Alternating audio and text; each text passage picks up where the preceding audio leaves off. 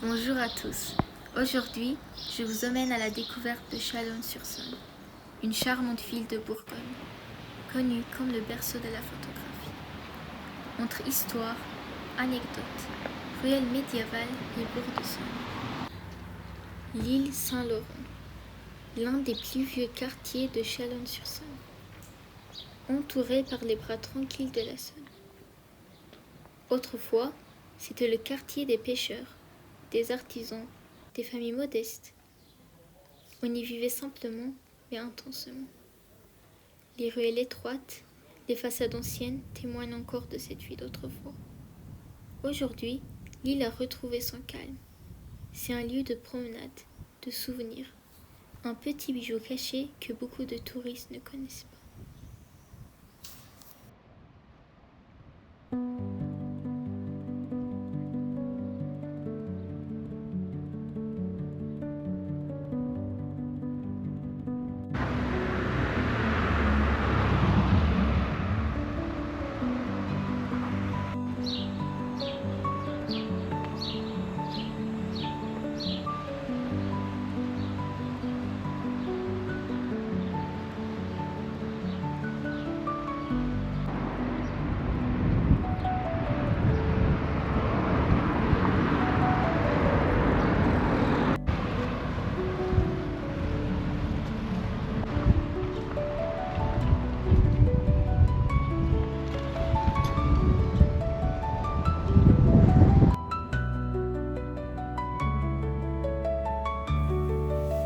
Au XVIIe siècle, un orme est planté sur les quais de la Saône, à Chalon-sur-Saône.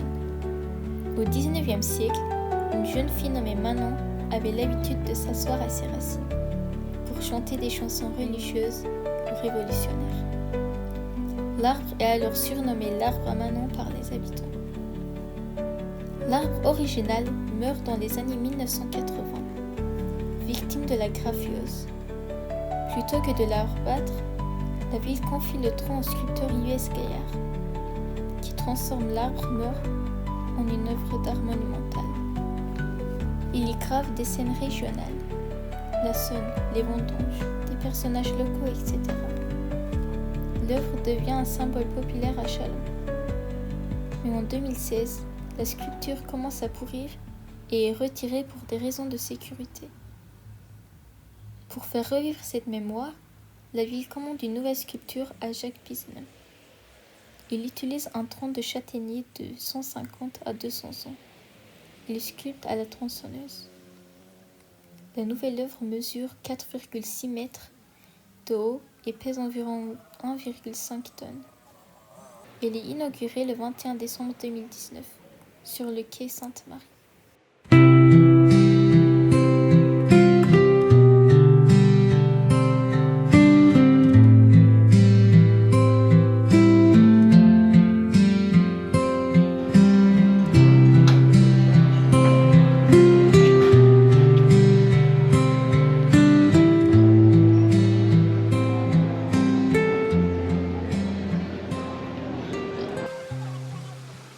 Nous voici sur la place Saint-Vincent.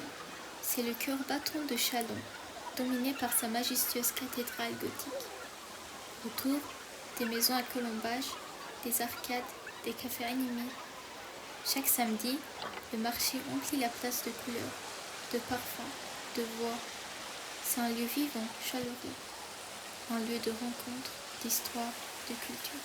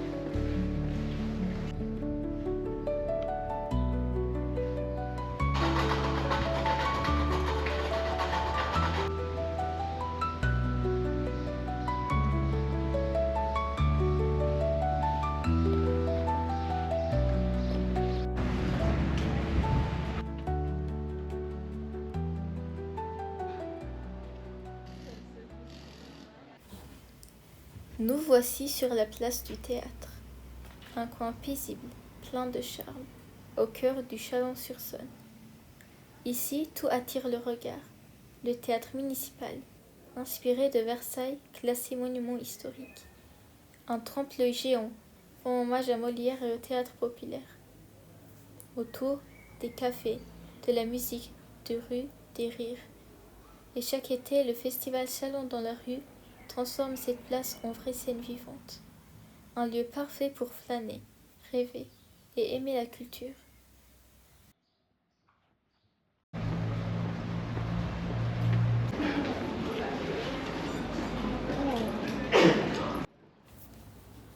Au cœur de Chalon-sur-Saône, la place de l'Hôtel de Ville. L'Hôtel de Ville, construit au XIXe siècle, impressionne par sa façade néoclassique. C'est le centre administratif et un symbole de la ville. Juste en face, l'église Saint-Pierre, baroque et majestueuse, date du XVIIe siècle. Elle abrite de superbes orgues et des vitraux anciens.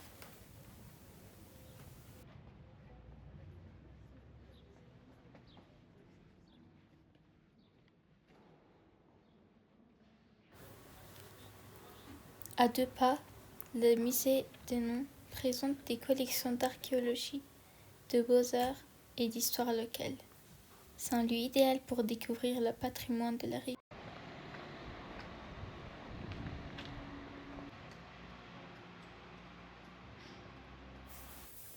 Voici la maison Chiquet, un hôtel particulier du XVIIIe siècle, situé aux 5 rue des Tonneliers. Construit dans le goût à l'antique pour Madame Chiquet, ce vaste bâtiment s'organise autour d'une cour centrale.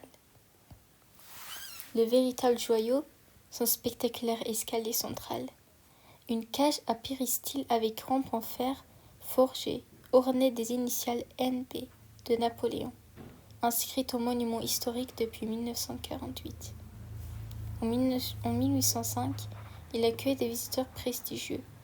Napoléon Ier, Joséphine de Beauharnais et même le pape Pie VII, en route vers Milan pour le sacre de l'empereur.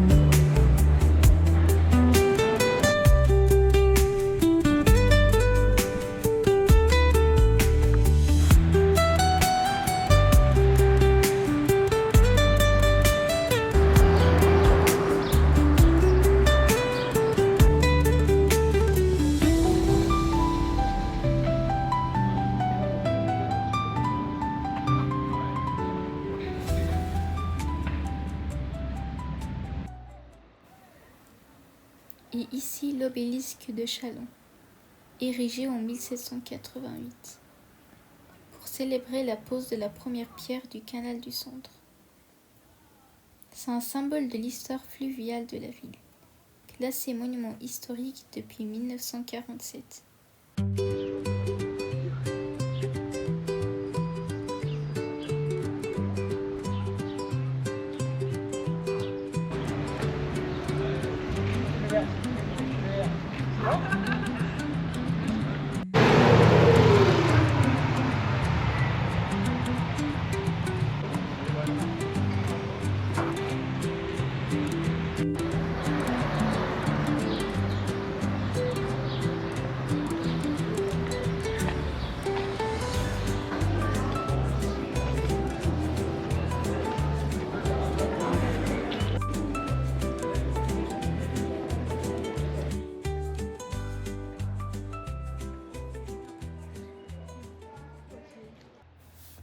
Joseph Nicéphore Niepce, né à Chalon-sur-Saône en 1765, est considéré comme l'inventeur de la photographie. En 1826, il réalise la première photographie permanente de l'histoire. Une vue depuis sa fenêtre, qu'il appelle point de vue de gras. Il utilise un procédé qu'il nomme héliographie, avec du bitume, du jeudet et une longue exposition à la lumière. Inventeur discret mais génial, il collabore plus tard avec Daguerre, mais son nom reste souvent dans l'ombre.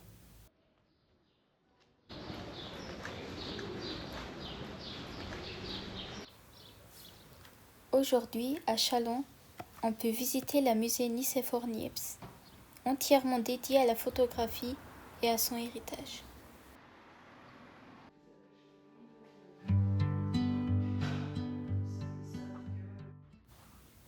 Dans ce musée, on peut voir le tout premier appareil photo, fabriqué par Nicéphore Niepce lui-même, qu'il a nommé Chambre Noire. L'exposition a duré plus de 8 heures. Nicéphore Niepce, un esprit visionnaire, à l'origine de toutes les images que nous capturons aujourd'hui.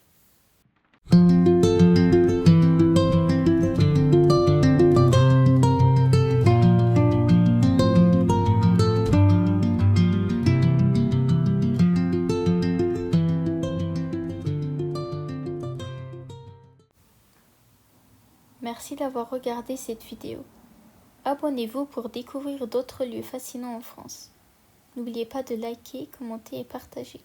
À très bientôt pour une nouvelle escapade.